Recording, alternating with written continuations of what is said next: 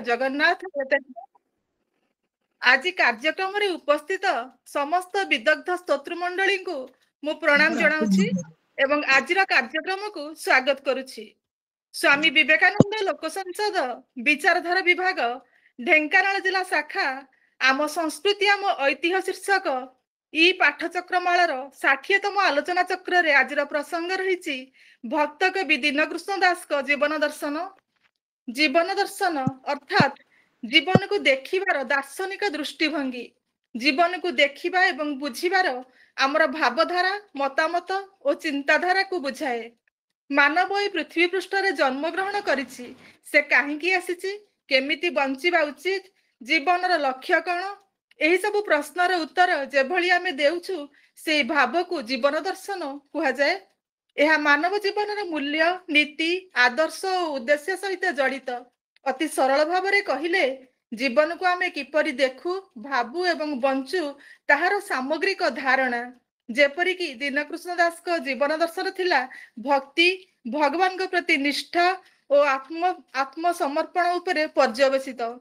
से हेउचंदी भक्ति जुगर अति श्रेष्ठ कवि मानक मध्यरु जणे जे तांकर रचना माध्यम रे भक्ति नीति जीवन दर्शन आध्यात्मिक चेतना को स्पष्ट करथिले।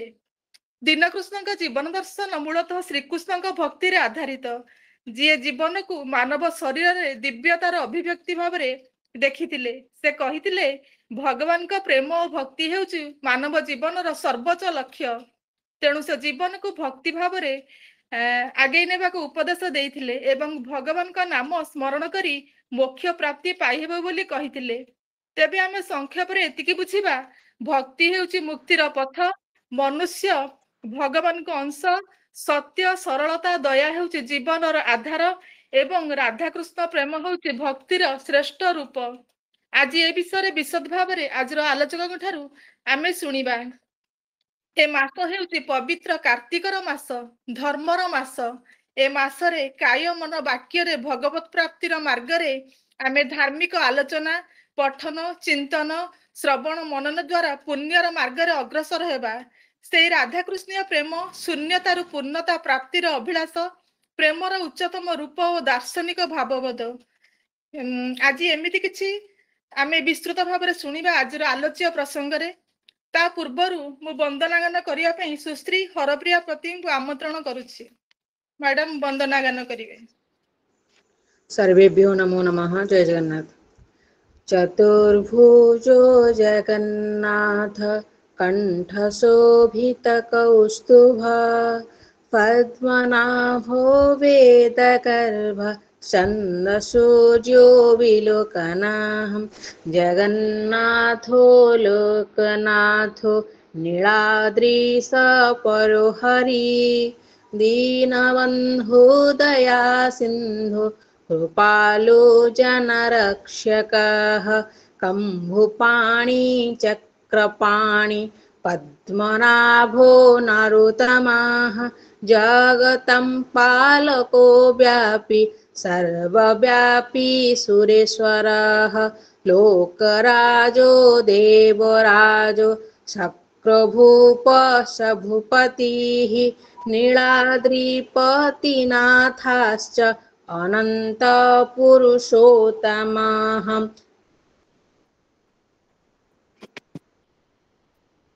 धन्यवाद मैडम। बहुत सुंदर भाव में आपण ज्ञान करी परिवेश को बहुत मंत्रमुग्ध कर दे परिचंती, सेति आपन को अशेष धन्यवाद। वर्तमान मु शिक्षयित्री जामिनी होता महोदय को अनुरोध करूची विवेकवाणी पाठ करिया पे। मैडम जय जगन्नाथ। शुभ संध्या समस्त को मोर प्रणाम। आजिर विवेकवाणी समस्त शास्त्र रे जहा अछि से समस्त तुम निज भितर ही रहिछि, बरं ताहा अपेक्षा हजारे गुण बेसी अछि। निज उपरु केबे हेले विश्वास हरांतु नहीं। एही जगत रे आपण सबु किछि करि पारंती, केबे भी निजकु दुर्बल भावंतु नहीं। सबु शक्ति आपणक भितरे रहिछि। स्वामी विवेकानंद। धन्यवाद। धन्यवाद मैडम। बहुत सुंदर भाव में आपण पाठ कले, सेति आपण को अशेष धन्यवाद। आज 60तम आलोचना चक्र रे आम संस्कृति आम ऐतिह्य शीर्षक ई पाठचक्रमालार आज प्रसंग रही भक्त कवि दीनकृष्ण जीवन दर्शन। ଏହି ଆଲୋଚନା ଚକ୍ରକୁ ସଭାପତିତ୍ୱ କରିବେ ଅବସରପ୍ରାପ୍ତ ବିଚାରପତି ଶ୍ରୀଯୁକ୍ତ ଭିକାରୀ ଚରଣ ରାଉତ ମହୋଦୟ। ମୁଁ ଆଜିର କାର୍ଯ୍ୟକ୍ରମକୁ ତାଙ୍କୁ ସ୍ୱାଗତ କରୁଛି। ସାରଙ୍କ ବିଷୟରେ ଯେତେ କହିଲେ ବି କମ ହେବ। ସିଏ ଜଣେ ବହୁମୁଖୀ ପ୍ରତିଭା ସମ୍ପନ୍ନ ବ୍ୟକ୍ତିତ୍ୱ। ତାଙ୍କର ଲେଖନୀ ମୁନରୁ ଝରି ପଡୁଥିବା ପ୍ରତ୍ୟେକଟି ଶବ୍ଦ ପାଠକଙ୍କ ମନରେ ଗଭୀର ଆତ୍ମପ୍ରତ୍ୟୟ ସୃଷ୍ଟି କରେ। ଅନ୍ଧାର ରାସ୍ତାରେ ଆଲୋକବର୍ତ୍ତିକାଟିଏ ପରି ମାର୍ଗଦର୍ଶନ କରେ। ଶ୍ରୀଯୁକ୍ତ ରାଉତଙ୍କ ଜନ୍ମ ଢେଙ୍କାନାଳ ଜିଲ୍ଲାର ମାର୍ଥାପୁର ଗ୍ରାମରେ। ସେ କଟକ ମଧୁସୂଦନ ଆଇନ କଲେଜରୁ ଲ ପାସ୍ କଲା ପରେ ହାଇକୋର୍ଟ ଏବଂ ନିମ୍ନ ଅଦାଲତରେ ଓକିଲାତି କରିବା ସମୟରେ ଓଡ଼ିଶା ବିଚାର ବିଭାଗୀୟ ସେବାରେ ଯୋଗ ଦେଇ ଦକ୍ଷତାର ସହିତ କାର୍ଯ୍ୟ ସମ୍ପାଦନ କରିଥିଲେ। ସାର୍ 13 ଖଣ୍ଡ ଓଡ଼ିଆ ଓ ଇଂରାଜୀ ପୁସ୍ତକର ରଚୟିତା। ସାରଙ୍କର ପୁସ୍ତକ ଓଡ଼ିଶା ପୋଲିସ ଟ୍ରେନିଂ କଲେଜ ଓ ସ୍କୁଲରେ ପ୍ରଚଳିତ। ସାର୍ ଦୂରଦର୍ଶନର ଲୋକପ୍ରିୟ ଧାରାବାହିକ ଆଶାର ଆଲୋକରେ ମଧ୍ୟ ପରାମର୍ଶଦାତା ରୂପେ ଥିଲେ। ଏକାଧାରରେ ଜଣେ କବି, ଗାଳ୍ପିକ, ଔପନ୍ୟାସିକ, ଶିଶୁ ସାହିତ୍ୟିକ, ସମାଜସେବୀ, ସ୍ତମ୍ଭକାର, ବାଗ୍ମୀ, ଆଇନ ବିଶାରଦ, ପ୍ରବଚକ ଓ ଗବେଷକ ଅଟନ୍ତି। ସାରଙ୍କ ସଦ୍ୟ ପ୍ରକାଶିତ ଗ୍ରନ୍ଥ ସମ୍ଭାଷଣର ବ୍ୟାକରଣ ବହୁ ପାଠକୀୟ ଆଦୃତ ଲାଭ କରିପାରିଛି। ଏମିତି ଜଣେ ବିରଳ ପ୍ରଚଣ୍ଡ ପ୍ରତିଭା ସମ୍ପନ୍ନ ବ୍ୟକ୍ତିତ୍ୱଙ୍କ ଉପସ୍ଥିତି ଆଜିର ସଭାକୁ ମହିମାନ୍ୱିତ କରିପାରିଛି। ଆଜିର କାର୍ଯ୍ୟକ୍ରମକୁ ମୁଁ ସାର୍ ଶ୍ରୀଯୁକ୍ତ ଭିକାରୀ ଚରଣ ରାଉତ ମହୋଦୟଙ୍କୁ ସ୍ୱାଗତ ଜଣାଉଛି ଏବଂ ଅନୁରୋଧ କରୁଛି ଆଲୋଚକଙ୍କର ପରିଚୟ ପ୍ରଦାନ ପୂର୍ବକ ଆଜିର ପ୍ରସଙ୍ଗ ଉପରେ ସମ୍ୟକ ଆଲୋକପାତ କରିବେ। ସାର୍।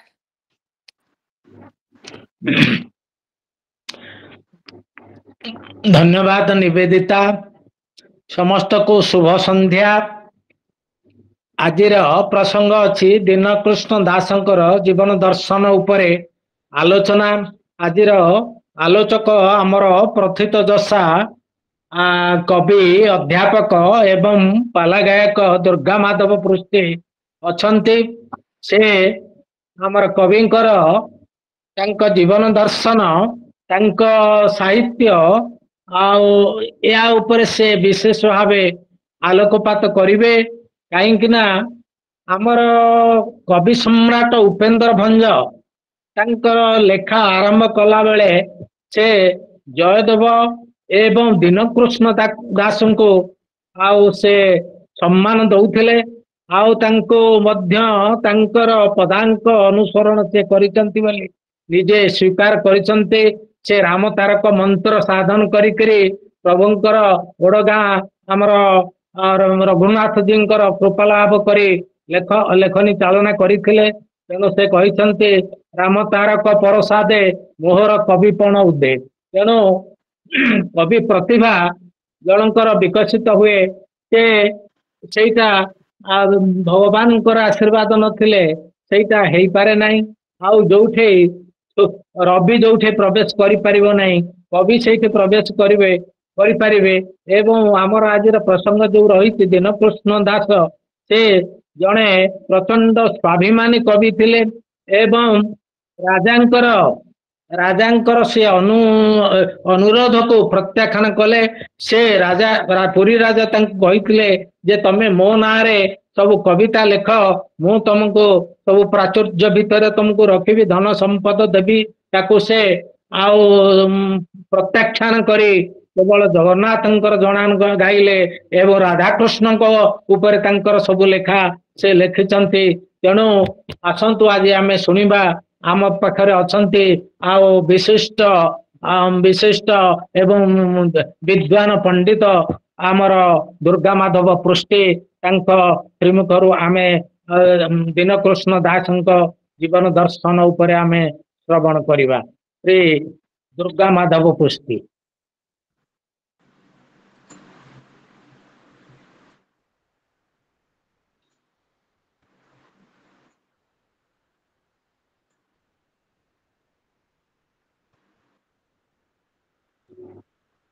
ହ୍ୟାଲୋ, ଶୁଭିଲା? ଅଡିବୁଲ ହଉଛି ତ?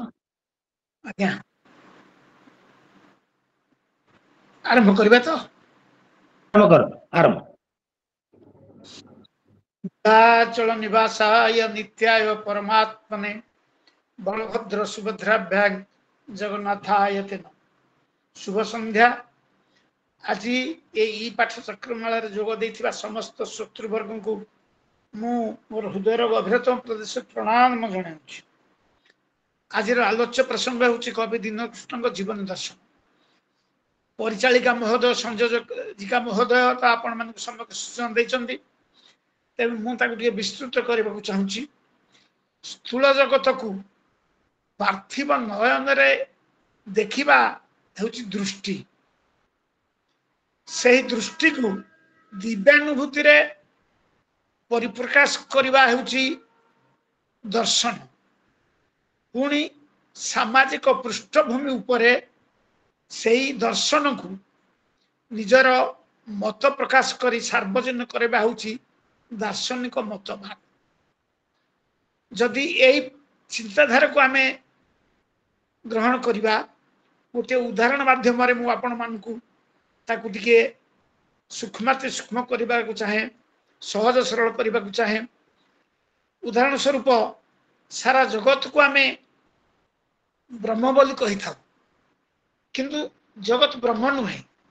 तार कारण होची जगत मिथ्या, ब्रह्म होची सत्य। मिथ्याटा सत्य रे परिणत होई परिबो नाही, बा सत्य मिथ्या रे परिणत होई परिबो। तेणु जगत ब्रह्म न होई कोन हुए ना, जगत हुए ब्रह्मर एक विकार। यह हूँ आपंकर दर्शन हवा उचित। दृष्टि हूँ जगत ब्रह्म, दर्शन हूँ जगत ब्रह्मकर एक विकार। एवं ये विकार भितरे ब्रह्मकर सार्वजनीन विकार भितर समग्र स्थूल जगत भितर परिप्रकाश बा परिव्याप्त होउची दार्शनिक मतव्याप्त बा मतवाद। तेणु ए दृष्टि आपण माने सहज ग्रहण करि पारथिबे जे दार्शनिक बा जीवन दर्शन कौन, निजर जीवन दर्शन। आमे जगत को किपर देखू एवं ताकू किपर भारी प्रकाश करू, यही हूँ आमर दर्शन। ए दृष्टि मु आपण मानकू साहित्यर इतिहास दृष्टि गोटे दीर्घायत आलोचना भितर अनुप्रवेश कराइबी। सज्जन वृंद, यही दृष्टि आमे माने यदि आलोचना करिबा, दीनकृष्ण जीवन दर्शन अति गांभीर्यपूर्ण, तात्विक एवं तथ्य उपर आधारित अटे। प्रथम कथा है गोटे इतिहास सूचना आपण मानकू देवी। समग्र विश्व रे बा समग्र पृथ्वी रे जदि आपण माने लक्ष्य करिवे, सूक्ष्म भाव टिके लक्ष्य करु, जेते जेते विघटन, जेते जेते विग्रह, युद्ध विग्रह सृष्टि होइछि, से सबुर मूल कारण होउछि धर्म। कहबार अर्थ होउछि पृथ्वी पृष्ठ जेते धर्म सब अछि, गोटिक ऊपर गोटिकर प्रभाव, गोटिक ऊपर गोटिकर राजत्व, गोटी को गोटिकर अधीनस्थ करैबार जो विप्लवात्मक मनोवृत्ति, ताकू आमे धर्म विग्रह आ धर्म युद्ध बोली कहि था। उदाहरण स्वरूप हिंदू धर्म ऊपर इस्लामीय धर्मर पराभव, इस्लाम धर्म पर ख्रिस्टियान धर्म प्रभाव पराभव, एवं ख्रिस्टियान धर्म अन्यान्य सनातन धर्मर शैव शाक्त आपण सौर गणपत्य वैष्णव ये सब धर्मर आधिपत्य एवं सांप्रदायिक दृष्टि आपण मानकर शरीर चर्या, शरीर साधना, योग साधना, काया साधना बा निजर प्राणायाम स्थिति, ये सब जो उपकथा मान रही बा उपधर्म मान रही, उप आचरण मान रही, तार प्रभाव धर्म जगत रे एक प्लावन सृष्टि करछि। धर्म जगत रे एक विघटन सृष्टि करछि। एपरि एक समय रे भारत वर्ष रे एपरि कि आम निज ओडिशा माटी रे गोटे धर्म सदा सर्वदा उदारीकरण नीति दृष्टि निजर उदार चेता भावना दृष्टि सार्वजनीन हो एजावत सृष्टि रही जगन्नाथ धर्म। ये जगन्नाथ धर्म थिबा सत्वे ए ओडिशा माटी को षड़ वैष्णव संप्रदाय होउछन 6टी भारत वर्ष। गोटे संप्रदाय होउछि आलुआर संप्रदाय, आ गोटे होउछि श्री बा रामानुज संप्रदाय, आ गोटे होउछि आपनकर बल्लभाचार्य संप्रदाय, आ गोटे होउछि आपनकर ब्रह्म संप्रदाय, माध्व संप्रदाय जहाँ कह जाए, निर्वाक संप्रदाय एवं आउ गोटे हूँ श्रद्धा प्रेम भक्ति धर्म श्री चैतन्य संप्रदाय यही षढ़ वैष्णव गोस्वामी माने ओडिशा माटी निजर धार्मिक मतवाद को प्रचलन करने बहु प्रचेषा कर बहु प्रचेषा फल से जगन्नाथंकर धर्म आ दर्शन रे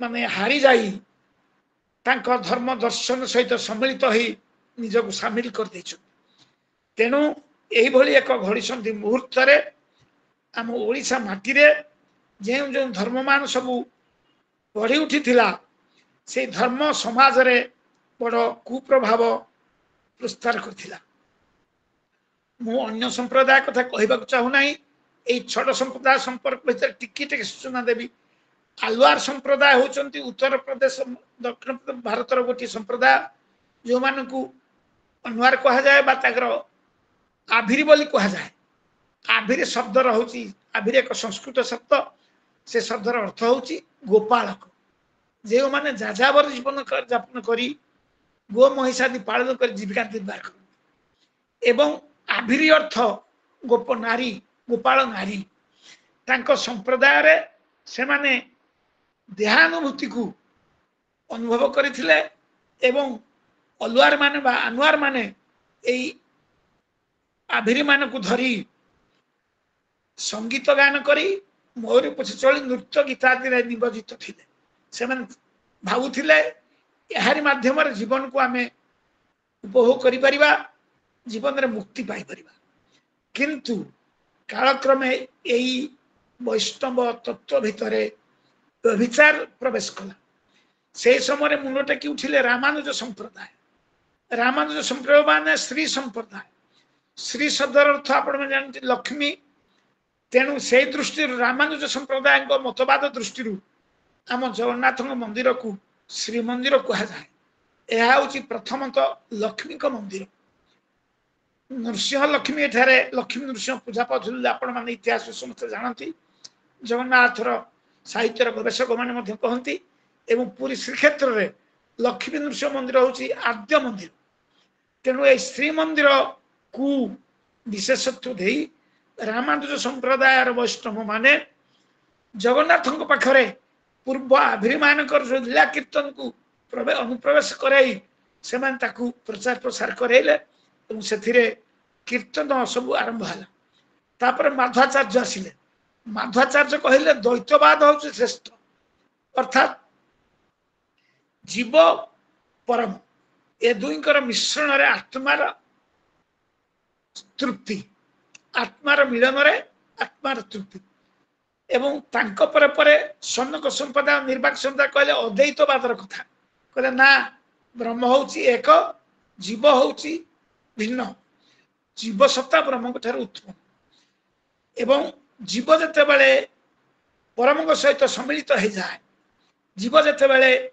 ब्रह्म सहित सम्मिलित हो जाए तार मुख्य हो जाए निर्वाण हो जाए तापर आसिले रुद्र संप्रदाय कहले ना ये सब नुहे अद्वैता द्वैतवाद जोटा शंकर प्रचार करते अद्वैता द्वैतवाद कौन ना ब्रह्म पाखर जीवर उत्पत्ति जीव तीन भाग विभक्त जीवनयुक्त जीव कार्यकरण एवं जीव प्रकाशकरण जीव कार्य करे कार्य अनुसार फल प्राप्ति हुए फल प्राप्ति तार हवापाई सुफल प्राप्ति हवापाई तार कार्य जदि सुचिंतित शुद्ध स्वच्छ हुए से मुक्ति पाई जाए तापरे ये सब संप्रदाय मानकर मतवाद भितर किसी विभेद सृष्टि है सेठू आसिले आम ओडिशा माटी रे जन्म होइथिबा जाजपुर जिला जन्म लाभ करथिबा जने वैष्णव आपण माने तांको ना समस्त जानिचंती श्री चैतन्य बंगालादेश को जाई सुधा प्रेम भक्ति रसरे निजको निमज्जित कराई गौड़ी और वैष्णव धर्म परंपरा दीक्षा दे पुणी ओडिशा को फेरी आसिले 1510 ख्रीष्टाब्द तांको धर्मर मुख्य हेले श्रीकृष्ण एवं श्रीकृष्ण होचंती सर्व ब्रह्ममयर एकमात्र स्वरूप तांको व्यतीत अन्य स्वरूप को से ब्रह्म बोली ग्रहण कले नहीं एते धार्मिक अंध भितर धर्मानता भितर से थिले जे श्रीकृष्ण होचंती जगतमय ब्रह्ममय सर्व कारण कारण तेणु यही कथा को से प्रचार प्रसार कराइले एवं ओडिशा रे संकीर्तन नाम कीर्तन माध्यम रे ए धर्मर प्रचार प्रसार चलला एपरिकी कहवा बाहुल्य हब आम ओडिशार राजनैतिक इतिहास रे से कला बादल घेरी आसिला से कला बादल मुख्य छाया पाद हेले बा उपभोक्ता हेले आम गजपति प्रताप ऋतुदेव सुधा प्रेम भक्तिर शरीर शाणित होई सुधा प्रेम भक्तिर दीक्षा ग्रहण करी चैतन्य ठारू से मध्य सेहीपरि भजन कीर्तन माध्यम रे कृष्ण रस ओडिशा राज्य रे प्लावित कराइले तार प्रचार प्रसार पई मते सुव्यवस्था करदेले राजानुगत धर्म दृष्टि ओडिशा माटी रे केवल कृष्ण नाम ही प्रचार है सेते बेलकू हमर पंचदश शताब्दी पंच सखा से माने मध्य तांकर जगन्नाथ पिंडिक जोग तात्विक बा जोग प्राणायाम साधनर मार्ग वैष्णव तत्वर मार्ग को प्रदर्शन करुथिबा तांक काव्य कविता रे एई कवि माने से कृष्ण को मध्य ग्रहण करनेले एवं संस्कृत भागवतर गोटे आप्तवाक्य एते चांस कलापुंस कृष्णस्तु भगवान स्वयं इंद्रारे व्याकुल लोके मृडयन्ति जुगे जुगे इंद्र आदि समस्त व्यर्थ पृथ्वीर लोक माने व्यर्थ आकाश व्योम व्योमर लोक माने अथ स्वर्गवासी देवता माने व्याकुल ही तांको ही खोजवा को लागिले बोली भागवत प्रचार तेणु भागवतीय एई मीमांसक वाक्य बा सिद्धांत वाक्य को सार करी चैतन्य देव आम ओडिशा माटी रे सुधा प्रेम भक्ति प्रचार प्रसार कर किंतु दुखर कथा प्रत्येक धर्म प्रत्येक मतवाद प्रत्येक चिंता चेतनार गोटे विरोधाभास थाए को माने विरोधाभास करती कहवा बाहुल्य हेब एक दिगदर्शी जनता माने निर्दिष्ट दिग को बुझी तार आनुषंगिक दिग को न बुझी निर्दिष्ट कथा को बुझी कह जाए एक दिगदर्शी यही श्रद्धालु भक्त माने तांको भितर किसी असहिष्णुता भाव जोगदेला से असहिष्णुता भाव भितर से चैतन्य धर्म रु टिके विरोधाचरण करी अन्य मार्ग रे गति कले यही सुजोग रे समाज रे धार्मिक विशृंखला गोटे सृष्टि है ये धार्मिक विशृंखला सृष्टि हेबार घड़ी मुहूर्त रे सप्तदश शताब्दी रे आम ओडिया साहित्य रे गोटे उज्ज्वल तारका सृष्टि है गीतार महत्वाणी जदा जदा ही धर्म से ग्लानिर्भवति भारत यही मर्म बाणी रे धर्म रे जते विप्लव आसे धर्म जते अवक्षयमुखी हुए समाज रे साधु संतों ऊपर जते अत्याचार हुए बुबी खुजन जते दुख रे भांगी पड़ती से सब को परित्राण करबा पई मु मो देहरु मोर आत्मा पुरुष जन्म दिए एक कथा आमे माने जानती से परि भाव रे सतेज परि जने विष्णु अवतार व्यक्ति भक्त दीनकृष्ण दास जन्म है दीनकृष्ण जन्म हेले कौन करि परिबे विप्लव समय रे ए विघटन समय रे ना गोटे कथा हमर गवेषक माने कहंती जहाँ असी द्वारा संभव नुहे ता मशीन द्वारा संभव इंग्राजी कहा जाए pen is the mightier than sword लेखनी होउची खंडाधार ठारू ओहरी अधिक तीक्ष्ण तारे तीक्ष्ण लेखनी मुनरे से समाज को परिवर्तन मार्ग आनी दिए दीनकृष्ण दास जन्म हो चिंता कले कौन ए समय मु निजर मतवाद को प्रकाश करने अपेक्षा अन्य मान मतवाद को अस्वीकार करने अपेक्षा एभली एक मार्ग निर्णय करी जो मार्ग रे समाज रे शांति स्थापना हो पारिबो धर्म स्थापना हो पारिबो ओडिशार आराध्य देवता जगन्नाथ स्थिति मध्य रही पारिबो तेणु से कौन प्रचार कले कहले जगन्नाथ होउचंती श्रेष्ठ एवं जगन्नाथ देहरु सब अवतार मान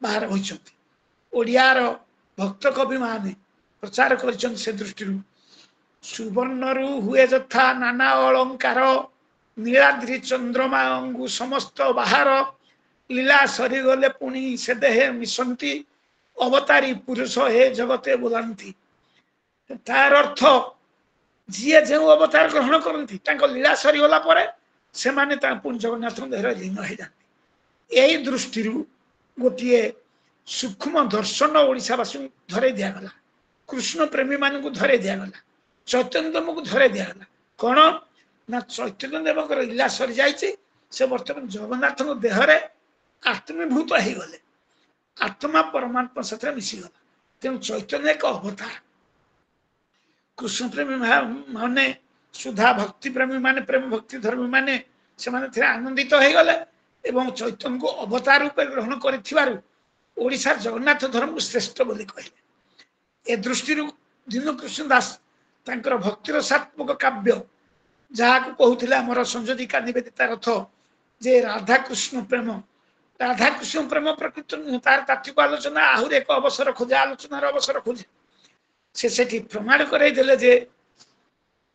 कंभु कटक कमल नेत्री कमला नायक एक कला पर्वत लीला करियनक कले मने चिंता हेबा कंस अंतक करिबा उश्वास मोहि भारा जेतक कपटे बोलाइबा आमे नंद बालक कौतिके होबा आमे पशुपालक तार अर्थ जे सेते बेलू गोटे कहानी आमर सृष्टि होती कंसर प्रताप धरणी राणी उत्पीड़न होती से जगन्नाथ को एक जन जगन्नाथ तांको उत्तर देइचंती जे किछि न विचार तुमे जदु कूले जाई आमे जात हेबु कंस प्राण घेनिबा पाई तेणु कर तुमे एभे गमन करवा गोप केली आंभर दीन कृष्णकर रसकल काव्य ये चतुर्थ छंद गोटे पद तुम्हें वर्तमान निर्विकार निर्भीकर रुह आमे कंस पर दुष्ट राक्षस विनाश करने जदुकूल जन्म हो जदुकूल बोले नंद जदुकूल व्यक्ति नुहति जदुकूल व्यक्ति होचन वसुदेव तांको कूल जन्म हबु किंतु कपटे बोलाइबु नंद बालक से आम कपटता कर नंद बालक हबु तार कारण तार इतिहास आप जानते कंस जेते बेले भौणी को तांको विवाह परवर्ती शशुर घर को भिणी को पाक छाड़ी नथिले सेतले शून्य माने शुणीथिले रे कंस तू जार रथ बाहुचु ता गर्भर पुत्र जन्म होई तोते विनाश करिबु से हो तुम मरणदायक तेणु सेमान को अधा बाटर फेरे आनी बंदीशाला रखिथिला किंतु मृत्यु तो क्या केबे छाड़ेनी से पाद चिपी चिपी आसे क्या किसी बार्ता न जणे एडे अविवेक मृत्युर भयातुर कंस कौन कला उभय को गोटे बंदीशाला रखिला आपण मैंने जानती स्वामी स्त्री गोटे बंदीशाला रहा द्वारा निश्चय गर्भ संचार होती जदि से पृथक पृथक भाव रखी था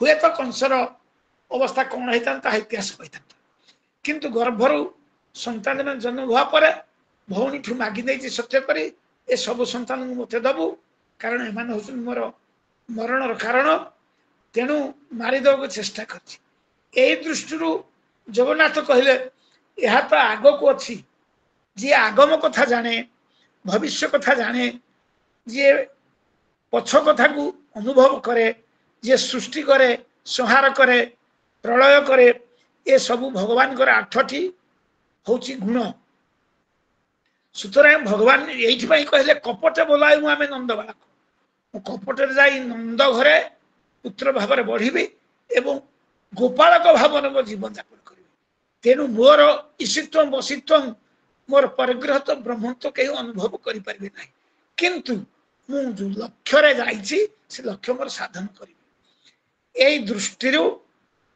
दीनकृष्ण दास कवितार प्रथम छांदर प्रथम कदे कपटे बोलाइबा नंद बालक कौतुके होइबा आमे गोप बालक गोवस्था बालक सुतरां यही दृष्टि होई आज दीनकृष्ण दास भगवान अवतारित संपर्क में कृष्ण को ग्रहण करे एथिरे गोटे लाभ होइछि कोन एक दिगदर्शी सुधा प्रेम भक्ति बा श्रीकृष्ण लीलारसात्मक वैष्णव गण आमर जगन्नाथ को ही श्रेष्ठ बोली ग्रहण कर तेणु जगन्नाथ होउछन श्रेष्ठ कृष्ण अवतार ए दृष्टि संसार रे बा ओडिशा माटी रे गोटे धार्मिक स्थिति बा शांत परिवेश सृष्टि है राजानुगत प्रताप रुद्रदेव जो कृष्ण चिंता चेतना आपण मैंने जानते समस्ते एजावत आम समस्ते ओडिया जाति घोषणा करुच्ची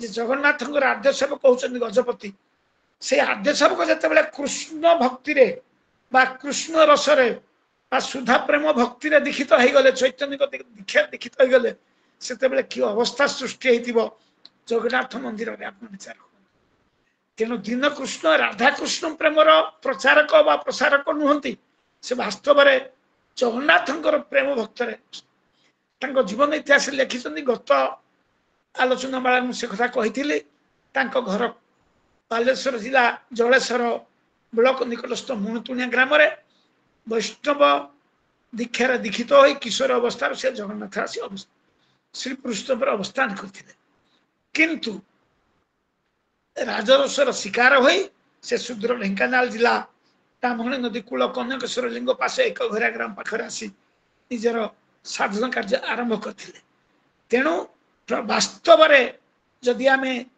दीनकृष्ण जीवन को देखा जीवन की देखा जीवन दर्शन को देखा से प्रकृत में जगन्नाथ प्राण जगन्नाथ एक प्राण एवं जगन्नाथ हूँ सर्वश्रेष्ठ एथिपाई से कहते दशविनोद काव्य जे सर्वदा नीला स्थिर स्थिति नीलाद्रि बोलते नीलाचल एठी कृष्ण स्थिति नहीं एठी आपण माने अनुमान करना द्वादश शताब्दी जो अवतार कथा वर्णना कर जयदेव से कृष्ण को अवतार बोली ग्रहण करना बलराम को ग्रहण कर प्रथम हेले आपणकर मीन तापर हेले आपण मानकर बराह कच्छप तापर बराह तापर नृसिंह ये चारि अवतार कथा आपण मते प्रश्न करती ये चारि अवतार अवतारी लीला नुहे माने लीला अवतार नुहे माने ए माने केवल लक्ष्य अवतार निज लक्ष्य साधन पर माने पुणी मिलित हो जाए ना मीन अवतार किसी लीला अच्छी ना कच्छप अवतार किसी लीला अच्छी ना बराह अवतार किसी लीला अच्छी ना नरसिंह अवतार किसी लीला अच्छी एंकर लीला किसी नहीं तापर जो अवतार आसिले बामन से लीला करिसथि लीला करे निजर ब्रह्मत्व प्रकटित कर परवर्ती अवतार हूँ आपंकर परशुराम अवतार से लीला कर परवर्ती श्रीराम अवतार से लीला कर परवर्ती अवतार हूँ आपंकर बलराम अवतार लीला कर परवर्ती अवतार आपंकर बुद्ध अवतार लीला कर परवर्ती अवतार कल्कि अवतार आम शिला सब भोग करुचे किंतु सूक्ष्म दृष्टि स्थूल नयन आम सूक्ष्म नयन को जापारी ना तेणु कल्किंकर महत्व कल्किंकर लीला संपर्क आम अवहित हो पार आम सब टे रुक्ष भाषा कह आप क्षमा देवे आम सब जलका हो जाए जलका हवा द्वारा कौन आमको सब गोटे अन्य प्रकार सब समवाय दिशुची कि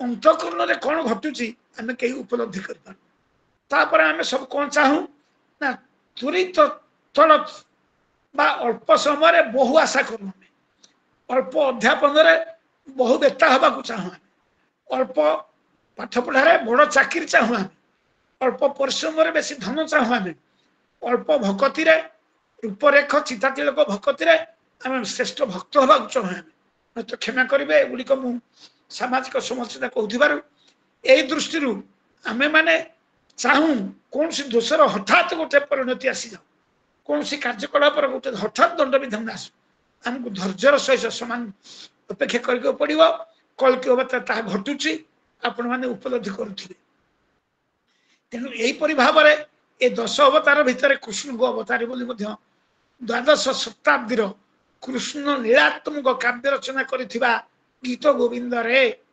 जयदेव बोध उल्लेख करना तेणु सप्तदश शताब्दी बेलू जन्म होइथिबा दीनकृष्ण दास आपण मानकर रसकल्लोल काव्य रसविनोद काव्य नाम ब्रह्मरत्न गीता काव्य से जगन्नाथ को श्रेष्ठ तो प्रदान करी निजर वैष्णव भाक्तिकता को से उज्जीवित तेणु दीनकृष्णकर धर्म और दर्शन है जगन्नाथीय वैष्णव तत्व जगन्नाथीय वैष्णव तत्व यह पूर्व नथिला बोली आमे कहि परिबा थिला से जोगाचार पद्धति थिला तापरे शैव संस्कृतिर नारायणानंद अवधूतंकर रचित काव्य रुद्र सुधा निधि जो शैव संस्कृति प्रचार प्रसार होता ता परवर्ती पर्याय शाक्त धर्म परिणत होगा सारलांक जुगरे शाक्त धर्म पर वैष्णव धर्म देखादेला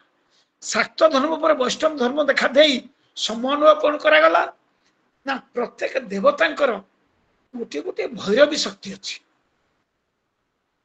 ଇଏ ହଉଛି ବୈଷ୍ଣବ ତତ୍ଵର ସୂକ୍ଷ୍ମାତି ସୂକ୍ଷ୍ମ ଦର୍ଶନ। ଆପଣ ମାନେ ଟିକେ ମୋ ବକ୍ତବ୍ୟକୁ ସୂକ୍ଷ୍ମ ଭାବରେ ବା খুব ନିରାଜନ ଭାବରେ ଗ୍ରହଣ କରିବେ ବୋଲି ମୁଁ ନିବେଦନ କରିବି। ପ୍ରତ୍ୟେକ ଦେବତାଙ୍କର ଗୋଟିଏ ଭୈରବ ଶକ୍ତି ଅଛି। ଭୈରବ ଶକ୍ତିର ତିନୋଟି ହଉଛି କର୍ମ।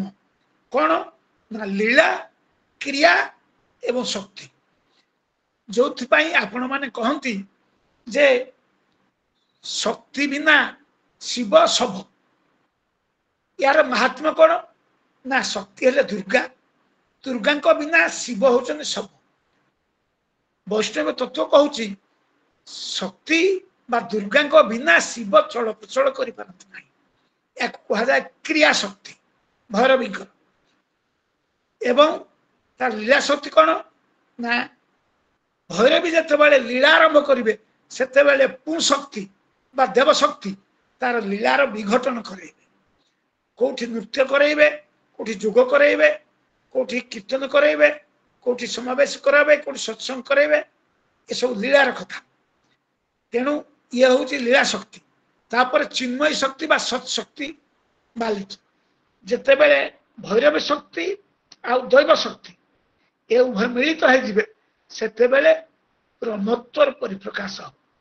जो साधक ये तीन शक्ति को एकाकार करी जोगलय प्राणायाम द्वारा हिंदू धर्म जो आचरण पद्धति अच्छी आपणकर प्राणायाम, प्रत्याहार, आसन, जोग, अर्चन, बंदन, सख्य ये सब भाव दशा जिते सी एकीभूत होते ब्रह्मसत्ता को उपलब्धि कर देखीदेला से आ देखा चाहे जो भीम भई को अंध कहू।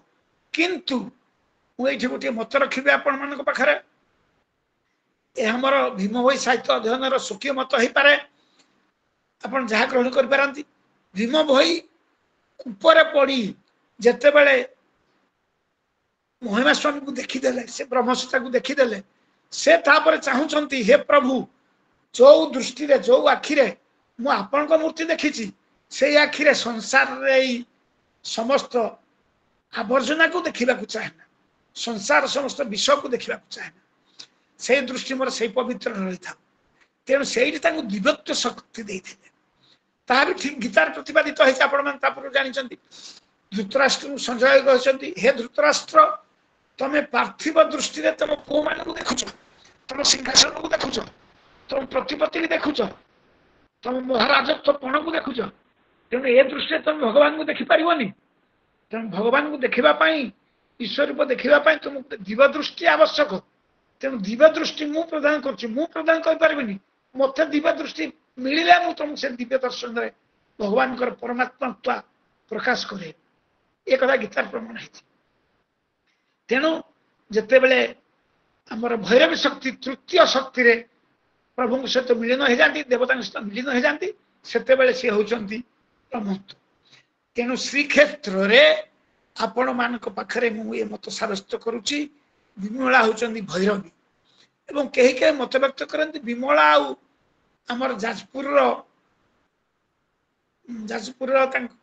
देवी ना जाजपुर से होती जगन्नाथ शक्ति सी होती जड़े भैरवी। तेणु ये दुहे जगन्नाथ भैरवी रूप यही भैरवी रूप जिते बड़े जगन्नाथ सम्मिलित हुंती सेते सी ब्रह्मत्व परिप्रकाश कर।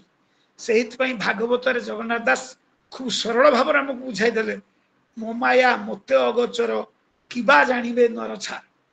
मु तो मो माया जड़ित अच्छी, मो माया मत अगोचर मुझे जानी पारे भैरव शक्ति केते पाखे उद्रेक। तेणु मु ब्रह्मत्व प्रकाश करने को किए।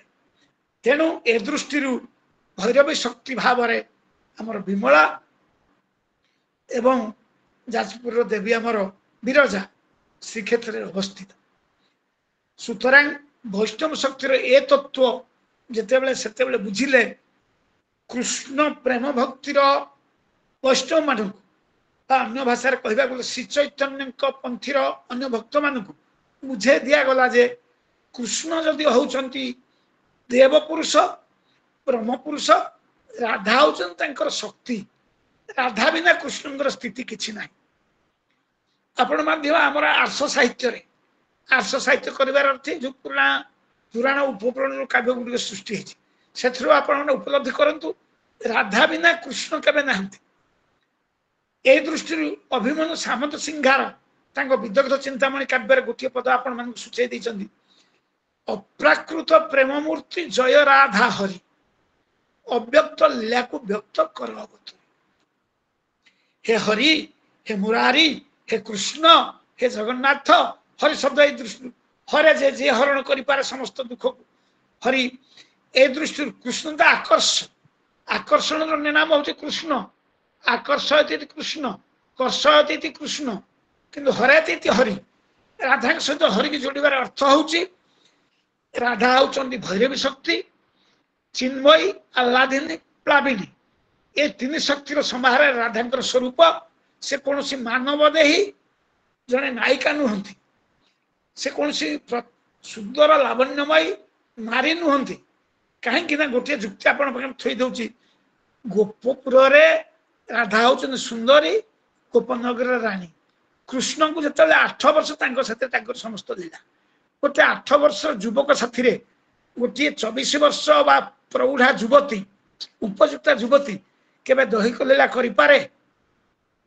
तेणु ए दृष्टि आम माने संभाव्य वैष्णव तत्व को ग्रहण करि परिबा। कोन ना भैरवी शक्तिर उद्रेक हेले देवपुरुषर देवता प्रतिपा। एहाकू दीनकृष्ण दास तांको काव्य खूब सुंदर भावरे वर्णना करी कहिसंती, कोटिए तीर्थ घेनी हरि बड़ देउले विजय करी, नित्य जे से पुरुषोत्तम तहिकी क्यों तीर्थ सम, नित्य जे नीलगिरी पेंठ नामता गुप्त वैकुंठ, मणिमंडप दिव्य स्थान श्रीकृष्ण राधांक आसन। मो शेष पादटी आपण माने ग्रहण कर। मणिमंडप दिव्य स्थान गुप्त वैकुंठ नीलगिरी रे श्रीकृष्ण विजय करिसंती किपरि भावरे ना कृष्ण को भावरे एवं तांको सहित अछंती राधा। ए कथा को रसबिंदु से प्रचार कले। तेणु से पुणी आज्ञा देले जे आज्ञा जे देले निराकार मानव विष्णु अवतार आंभ अंशरु एबे जाऊ मंच भुवने रही थाउ। तेणु आम अंशरु मानव विष्णु रूप जन्म ग्रहण करी कृष्ण मर्त्यपुर तांकर समस्त लीला को संपादन करतु। कवि दीनकृष्ण सेतिकरे संतुष्ट रही पुणी कृष्ण को पाखरे जगन्नाथत्व अर्पित करबा पई कहिचंदी साधु मानक कर साधु जन माने मन को एक कर धीरे ध्यान नीलाचल नायक। तेणु कृष्ण को बुझा संगे संगे तुम्हें नीलाचल नायक जगन्नाथ आराधना कर जो मन आपण मानकर शांति पाइब, आपणकर साधना शांति मिलिब, सिद्धि मिलिब। एवं जो माने यार विद्वेष करथिले कुमति गुआर बोली जो मानक कहा जाए, जो माने धर्म तत्व दर्शन किसी बुझंती नहीं, आम मानक भली चिता तिलक काटी आम मानक भरी वेशभूषण धारण करी कपटाचार आम व्यभिचारिता करुछु। सेतिक बेले कहती करंती अंगे अनेक छाप, कहीं न जाने भीतर पाप, चित्रकार को पट पराए प्रत्यक्ष दिशे। चित्रकार जमी गोटे पट्टचित्र आंकी दिए, एमाने सेमनी गोटे पट्टचित्र आंकी दियंती कृष्ण जगन्नाथ कौन सी देवता इष्ट निजा निजा गोटे रूप आंकी दियंती। आपन को निज अनुभूतिर कथा कहबी मु राउरकेला थरे मु मोर बंधु घर को जिबा बेले सेठी गोटे कथा हम देखिबा को पाइली। गणेश चतुर्थी पूजार विसर्जन पूजार गणेश उपरे अनंत नागंकर प्रतिमूर्ति टंका जायछि। मु एते व्याकुलतार सहित आपण मानकु मिथ्या ही पारे मते सत्य एवं मु आपण मानक आगे मिथ्या केबे कहि पारे। गुरु गुरुजन बसचंती मु शास्त्र खोजली गणेशंक आगरे अनंत नागंकर पूजा को शास्त्र लिखाई, को हिंदू शास्त्र लिखाई एजावत मत मिली ना। से परी आमे आम ईश्वर को, आम भगवान को, आम देवता को, आम इष्ट को आमे आम मन सजे दौचे, आम चिंतार आम सजे दौचे, आम भावनार आम सजे दौचे, आम भाव आम टाणुचे, आम भाव आम पूजा करुचे।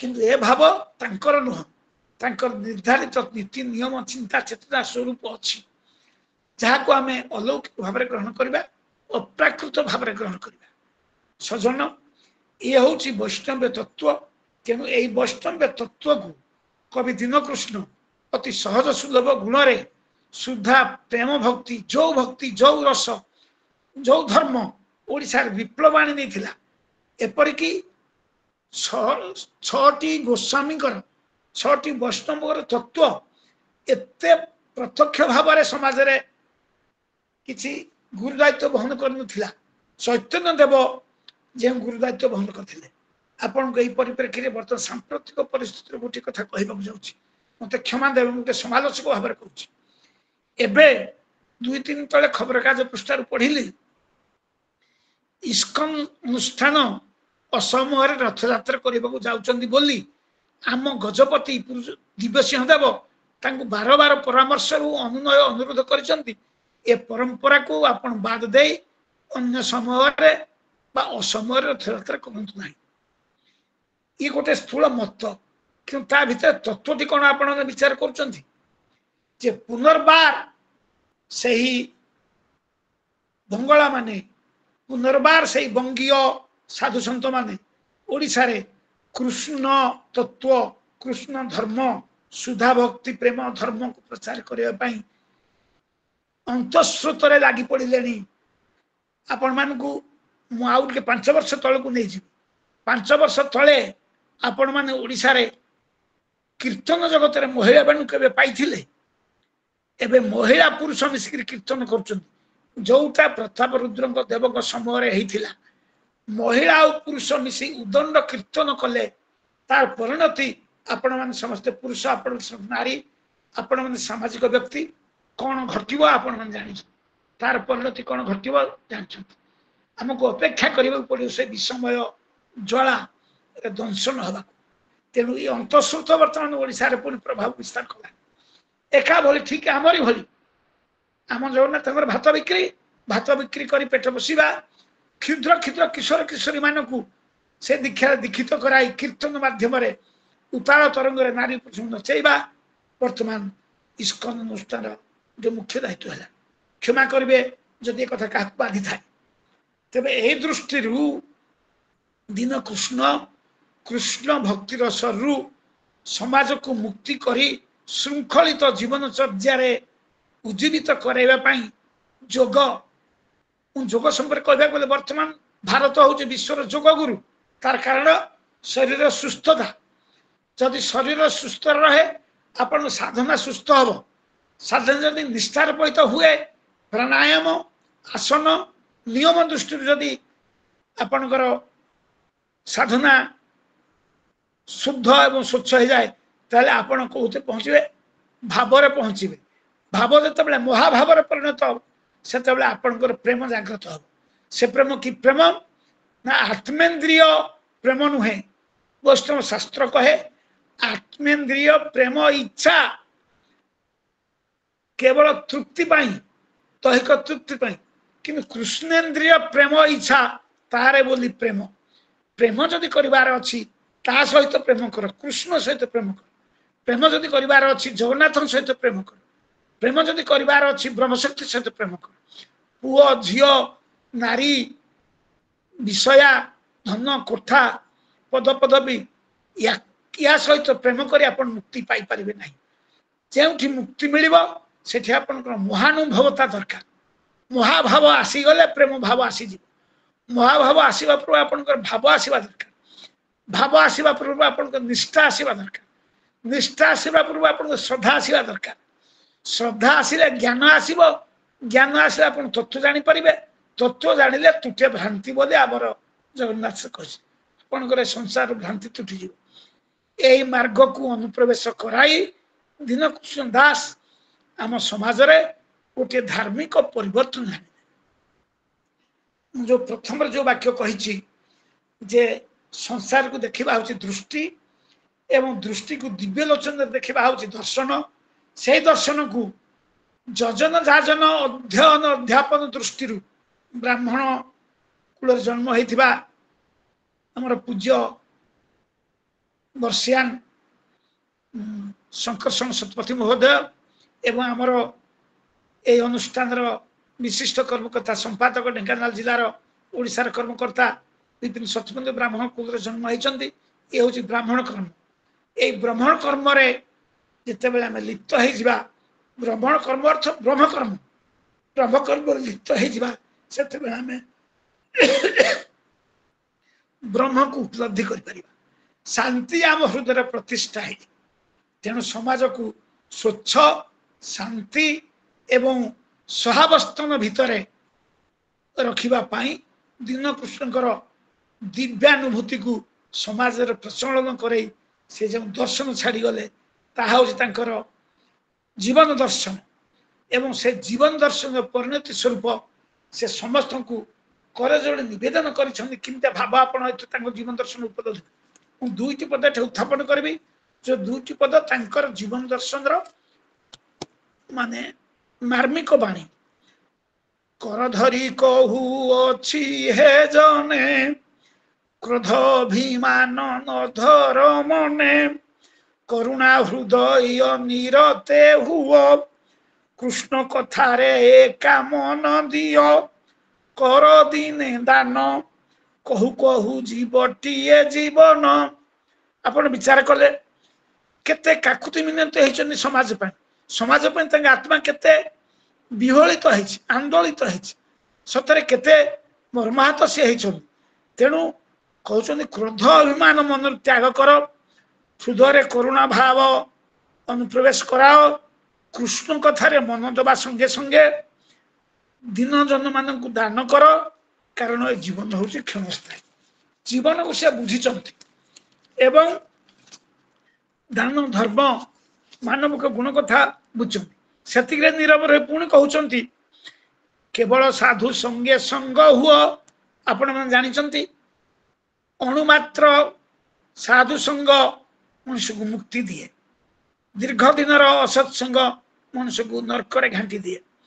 ତେଣୁ କେବଳ ସାଧୁ ସଙ୍ଗେ ସଙ୍ଗ ହୁଅ, କୁଟିଳ ଲେକ ପାଖକୁ ନ ଯାଅ, କୋମଳ କରି କଥା ମାନ କୁହ। କଣ ଯୋଉଟା ମଧୁର ବିନୟ ବଚନ କହି ତ ଶିବ ଜନ ଭାଗବତକାର ଯୋଉ ନରାଶ୍ରାମ କହିଦେଲେ, କୃଷ୍ଣ ଭକତ ଜନ ମନ ମୋହ। ଯେଉଁମାନେ ଭକ୍ତି ମାର୍ଗରେ ଅଛନ୍ତି ସେମାନଙ୍କୁ ତୁମ ଆଡକୁ ଆକର୍ଷଣ କର, କାରଣ ସଚିନ୍ତକ ଲୋକ ଏକାଠି ହେଲେ ସତ୍ସଙ୍ଗର ସାର୍ଥକ ରହେ। ଯଦି ବିଚ୍ଛୁରିତ ଚିନ୍ତାଧାରା ଲୋକମାନଙ୍କୁ ଏକାଠି କରି ଆପଣ ସତ୍ସଙ୍ଗ କରିବେ, ସେମାନେ ଅପଙ୍ଗନ ଭଳି ପଚାରିବେ। ଦୁଃଖର କଥା କହିବାକୁ ଚାହୁଁଛି ଆପଣମାନଙ୍କୁ, ସମୟ ନିକଟତର ହେଇ ଆସିଲେ ତଥାପି କହିବାକୁ ବାଧ୍ୟ ହଉଛି। ଏ ନିକଟରେ ବାଲ୍ମୀକି ଜୟନ୍ତରେ ଆପଣମାନଙ୍କ ଭଳି ନିମନ୍ତ୍ରିତ ହେଇ କିଛି ବକ୍ତବ୍ୟ ରଖିବା ଅବସରରେ ମୁଁ ରାମଙ୍କର ସୀତା ସତୀଙ୍କୁ ପ୍ରଜାନୁରଞ୍ଜନ ଧର୍ମ ପାଳନ କରିବା ପାଇଁ ନିର୍ବାସିତ କରିବା ଉପାଖ୍ୟାନ ଯେତେବେଳେ ଉତ୍ଥାପନ କରେ, ଶ୍ରୋତାଙ୍କ ଭିତରୁ ଜଣେ ଆଣିଗଲା, ଆଜ୍ଞା ରାମଚନ୍ଦ୍ର ଯଦି ସୀତାଙ୍କୁ ନିର୍ବାସିତ କରିଦେଲେ, ପୁଣି ଅନ୍ତଃସତ୍ତା ସୀତାଙ୍କୁ, ସେତେବେଳେ ତାଙ୍କ ନାଁରେ ମହିଳା କମିଶନ ବସିଲା ନାହିଁ କାହିଁକି? ପୁଣି ଯୋଉ ଜାଗାରେ ଛାଡ଼ି ଦେଇ ଆସିଲେ ତାଙ୍କୁ ସେଠି ବାଘ ଭାଲୁ ଖାଇଦିଏ, ତାଙ୍କ ମର୍ଡର କେସରେ କାହିଁକି ଦୋଷୀ ହେବେନି ସିଏ? ମୁଁ ସେଠି ନିରୁପାୟ ହେଇ କଣ କହିବି? ଏଭଳି ଚିନ୍ତାଧାରା ଯଦି ଆମେ ନବା, ପାଷାଣ୍ଡ ଚିନ୍ତାରେ ଯଦି ଶାସ୍ତ୍ରକୁ ଆଲୋଚନା କରିବା, ତାହା ଆମର ସତ୍ସଙ୍ଗର ଆମର ଆଲୋଚନାର ବିଫଳତା ପ୍ରକାଶ କରିବ। ତେଣୁ କୋମଳ କରି କଥା ମାନ କୁହ, କୃଷ୍ଣ ଭକତ ଜନ ମନ ମୋହ, କୃଷ୍ଣଙ୍କର ଧ୍ୟାନ, କୃଷ୍ଣ ଚରିତ୍ର ମାନଙ୍କର ଗାନ। କୃଷ୍ଣ ଚରିତ୍ର ଆଲୋଚନା କରିବା ଉଚିତ। ଏବଂ ତେଣୁ କବିମାନଙ୍କୁ ମଧ୍ୟ ସେ ସୂଚନା ଦେଇଛନ୍ତି, ହେ କବିମାନେ, କବି ହୋଇ କରୁଥିବ ନିର୍ମଳ କବିତ୍ୱ, କପଟପଣରେ କେବେ ନକର ତ୍ୱରିତ। କପଟତା ବହି ନିଜର ପ୍ରଶଂସା ପାଇ, ଯାହା ଆମର ସଭାପତି କହୁଥିଲେ, ରାମ ତାରକ ମନ୍ତ୍ର ପାଇ ସାରିଲା ପରେ ସମାଜ ପାଇଁ କଣ ବାର୍ତ୍ତା ଥିଲା ଭଞ୍ଜଙ୍କର, ଟିକେ ସୂକ୍ଷ୍ମ ଭାବରେ ଆଲୋଚନା କଲେ। ସୁନ୍ଦରୀ ବୈଦେହୀର ରୂପ ବର୍ଣ୍ଣନା କରି ଏପରି ସୁନ୍ଦରୀ ସ୍ତ୍ରୀ ଗ୍ରହଣ କରିବା ଉଚିତ, ଲାବଣ୍ୟବତୀ ଭଳି ସୁନ୍ଦରୀ ଗ୍ରହଣ କରିବା ଉଚିତ, କୋଟି ବ୍ରହ୍ମାଣ୍ଡ ସୁନ୍ଦରୀ କାଳ୍ପନିକ ଖାଦ୍ୟ ସୃଷ୍ଟି କରିବା ଭଞ୍ଜଙ୍କର ଉଚିତ ଥିଲା। ତାରକ ମନ୍ତ୍ର ଯିଏ ପ୍ରସାଦରେ କବି ହେଇଛନ୍ତି, କଣ କରିବା ଦରକାର ଆପଣମାନେ ବିଚାର କରନ୍ତୁ। ତେଣୁ ଆପଣ ଯୋଉ ଦୃଷ୍ଟିରୁ ଯୋଉ ମାର୍ଗରେ, ଅସତ୍ ମାର୍ଗରେ ହଉ ସତ୍ ମାର୍ଗରେ ହଉ, ଯେଉଁ ପଦ ପଦବୀ ଗ୍ରହଣ କରିଛନ୍ତି ତାର ଅପମର୍ତ୍ତା କରି ଅପପ୍ରଚାର କରିବା ଉଚିତ ନୁହେଁ। ଦୃଷ୍ଟିରୁ ଭଞ୍ଜଙ୍କ ଅପେକ୍ଷା ଦୀନକୃଷ୍ଣ ହେଉଛନ୍ତି। ସେଇଥିପାଇଁ ସେ କହିଛନ୍ତି ଜୟଦେବ ଦୀନକୃଷ୍ଣ ଆଦ୍ୟ ମୋ ଶରଣ ଅନ୍ୟ ଯେତେ କବିତାଙ୍କ ମୁଠାର ଶରଣ। ତା ଜନରେ ବି ସେୟା କହିଲେ ଦୀନକୃଷ୍ଣ ତୁମେ ଯେତେ ଦିନ ପର୍ଯ୍ୟନ୍ତ ବଞ୍ଚିଥିବ ସେଦିନ ପର୍ଯ୍ୟନ୍ତ ଏ ସଂସାରରେ କୃଷ୍ଣ ଭକ୍ତି ବା ବିଭୁ ଭକ୍ତି ବିଭୁ ପ୍ରେମ ପ୍ରସାରିତ ହେଉଥିବ। ଏବଂ ପୁଣି ସୂଚାଇ ଦେଇଛନ୍ତି କବିମାନଙ୍କୁ କୃଷ୍ଣ ଆଶ୍ରୟ କରି ସୁବିଦ୍ୟା ଆଚରି ଯାହା ସ୍ତୁତି କୃଷ୍ଣ ଦାସ କହେ ଏହା ଭଲ ନୁହେଁ କେବଳ ଛାତି କି କାତି। ଏତିକିରେ ରହିନାହାନ୍ତି, ପୁଣି କହିଛନ୍ତି କବି ଯାକରେ ମୂର୍ଖକୁ ସ୍ତୁତି ଏଥିରୁ ନାହିଁ ବଡ ବିପତ୍ତି ଏଥିକି ପ୍ରତି ଛାତିରେ କାତି ମାରି ମରିବା ଭଲ ହେ। ଗତ ଆଲୋଚନାରେ ମୁଁ କହିଥିଲି ଏଡେ ନିର୍ଭୀକ କବି ଓଡ଼ିଆ ସାହିତ୍ୟରେ କେହି ଜନ୍ମ ହେଇନି ଯିଏ ନିର୍ଭୀକ ଭାବରେ ସତ୍ୟ ପ୍ରକାଶ କରିପାରେ। ପୁଣି କହିଛନ୍ତି କର୍ପୂର ଚନ୍ଦନ ଦେଇ ଲସୁଣ ରୋପିଲେ ନେଇ କେତେବେଳେ ନ ଛାଡେ ସେ କୁତ୍ସିତ ବାସନା। ସାର୍ ସମୟ ହେଇଗଲାଣି। ଆଜ୍ଞା ସାର୍ ଦେବେ 2 ମିନିଟ। କୁଟିଳ ଦୁଷ୍ଟ ନାସ୍ତିକ ମହାପାପୀ ଅବିବେକ ଲୋକଙ୍କ ସ୍ୱଭାବ ସେହି ପ୍ରକାର ସିନା କୋକିଳ ବଚନ ମଧୁର କରରେ ନିଜ ବିଜନ ମନ ବିଧୁର। ଦେଖନ୍ତୁ ଇଏ ଉପଲକ୍ଷ ଛଳରେ କୋକିଳକୁ ଆମେ କେତେ ଭଲ ପାଆନ୍ତି ତା କଣ୍ଠସ୍ୱର, କିନ୍ତୁ ସିଏ ଯୋଗୀଜନ ମାନଙ୍କୁ ବିଧୁର କରେ। ସେ ଯେତେ ବଡ କବି ହେଲେ ମଧ୍ୟ ତାହା ଯଦି ସମାଜରେ ପ୍ରତିକ୍ରିୟା ସୃଷ୍ଟି କରେ ସାମାଜିକ ଜୀବନରେ ସହାୟକ ନ ହୁଏ ସେଭଳି କୋକିଳ ବଚନ ଶୁଣିକି ଲାଭ କଣ? ତେଣୁ ନିର୍ଭୀକ ସତ୍ୟବାଦ ଏବଂ ଜଗନ୍ନାଥଙ୍କର ଅସ୍ତିତ୍ୱ ଜଗନ୍ନାଥଙ୍କର ଧର୍ମ ଜଗନ୍ନାଥଙ୍କର ବ୍ରହ୍ମତ୍ୱକୁ ଓଡ଼ିଶାରେ ପ୍ରତିଷ୍ଠା ଏବଂ ତାର ପରାକାଷ୍ଠ ପ୍ରଦର୍ଶନ କରିବାର ଅବଲମ୍ବନ କରେଇ ମାର୍ଗ ଅବଲମ୍ବନ କରେଇ ନିଜର ଜୀବନ ଦର୍ଶନକୁ ସାର୍ଥକ କରିଥିବା କବି ଦୀନକୃଷ୍ଣଙ୍କୁ ମୁଁ ଆପଣମାନଙ୍କର ଏହି ଆଲୋଚନା ମାଳାର ସକ୍ରିୟ ଭାଗ ନେଇ ହୃଦୟର ପ୍ରଣତି ଜ୍ଞାପନ କରୁଛି ଆପଣ ମଧ୍ୟ ସମ୍ମାନର ସହ ମୁଁ ପ୍ରଣତି ଜ୍ଞାପନ କରି ମୁଁ ଆଲୋଚନାକୁ ବିଶ୍ରାମ ଦେଉଛି। ଧନ୍ୟବାଦ ସାର୍, ବହୁତ ସୁନ୍ଦର ଭାବରେ ଆପଣ ଆଲୋଚନା କଲେ। ସମସ୍ତେ ଦୀନକୃଷ୍ଣ ଦାସଙ୍କର ଜୀବନ ଦର୍ଶନକୁ ସଠିକ ରୂପରେ ବୁଝି ପାରିଥିବେ, କିନ୍ତୁ ଯଦି ଆଜି କାହାର କିଛି ପ୍ରଶ୍ନ ଅଛି ସେ ପଚାରି ପାରିବେ ଚାଟ୍ ବକ୍ସରେ। ଯଦି କାହାର ପ୍ରଶ୍ନ ଅଛି ପଚାରନ୍ତୁ ସାର୍ଙ୍କୁ, ସାର୍ ଉତ୍ତର ଦେବେ। ଆଉ ପ୍ରଶ୍ନ ପାଇଁ ସମୟ ନାହିଁ ଆଜ୍ଞା, ଆଉ ସମୟ ନାହିଁ ସଭାପତିଙ୍କର ଅଭିଭାଷଣ ପାଇଁ ଆଗକୁ ଯାଆନ୍ତୁ। ଆଜ୍ଞା ସଭାପତି ବର୍ତ୍ତମାନ ସାର୍ଙ୍କୁ ଅନୁରୋଧ କରୁଛି ସାରାଂଶ ଅଭିଭାଷଣ ଦେବେ ସାର୍ଙ୍କ ବକ୍ତବ୍ୟର। ସଂକ୍ଷିପ୍ତ କରିବେ ସଂକ୍ଷିପ୍ତ। ଆମର ବିଶଦ ଭାବେ ଜଗନ୍ନାଥ ସଂସ୍କୃତି ରାଧାକୃଷ୍ଣଙ୍କର ଆଉ ପ୍ରେମ ଲୀଳା ଉପରେ ଯୋଉ ରଚନା କରିଥିଲେ ଆମ ଦୀନକୃଷ୍ଣ